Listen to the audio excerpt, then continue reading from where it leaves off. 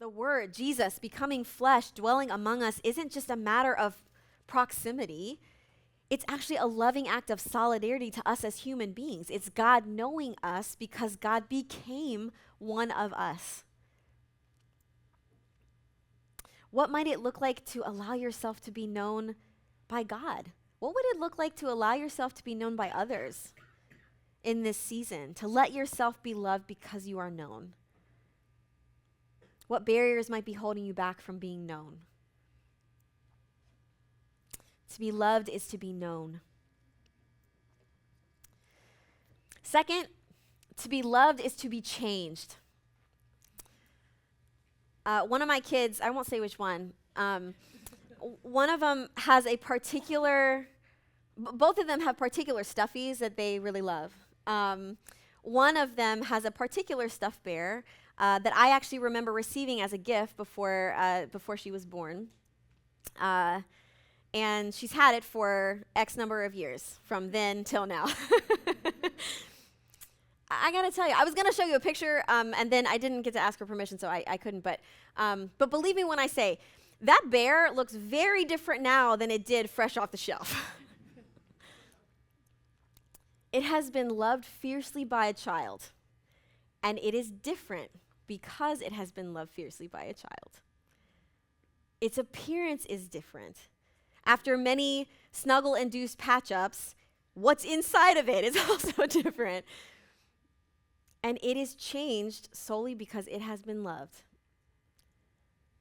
To be loved leaves evidence. If love is of God, it will always be calling us into greater wholeness, which will show up as transformation in our lives. God's love does accept us as we are and where we are, and also doesn't leave us where we are or as we are. And this act of transformation is an act of love. It's an act of love, even when it requires discomfort, which is most of the time. And I think this is such a contrast to the way we can hear love talked about more widely a lot of the time.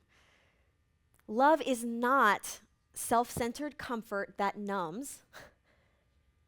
And love is not superficial self-care that avoids.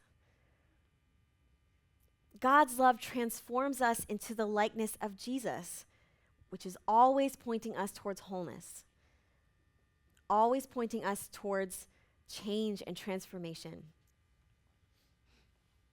Where have you seen love change you or shape you? Where have you seen love change or shape others around you? I wonder how letting yourself be loved might bring transformation in your life, big or small. To be loved is to be changed. And then lastly, to be loved is to love others. So being loved by God isn't meant to just stay with us, but it's meant to expand and stretch and reach to other people too. The love we receive from God is meant to flow into our relationships. It's meant to define and fuel our work for justice. All of that is founded by love.